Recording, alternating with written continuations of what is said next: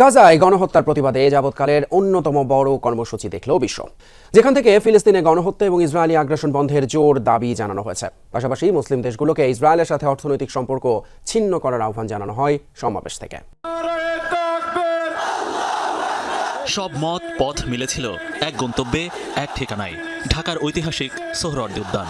শনিবারের জনস্রোতে আরেকবার উচ্চারিত হলো ইসরায়েলি গণহত্যা বন্ধ ও স্বাধীন ফিলিস্তিনের দাবি।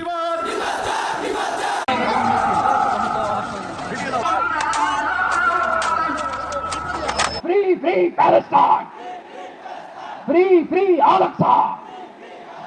Free, free Palestine! Free, free Palestine! Free, free Gaza! Free, free Gaza! Free, free Palestine! Free, free Palestine!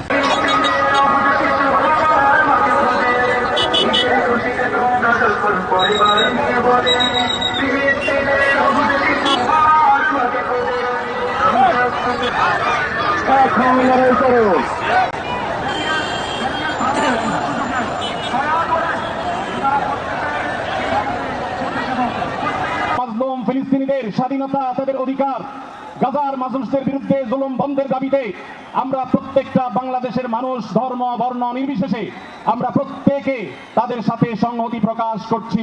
ভৌগোলিকভাবে আমরা ফিলিস্তিন থেকে অনেক দূরে হতে পারি, কিন্তু আজকের এই জনসমুদ্র প্রমাণ করে আমাদের এক একজনের হৃদয়ে, বুকের ভিতরে বাস করে এক একটা ফিলিস্তিন। আমাদের হৃদয়ে বাস করছে এক একটা গাজা।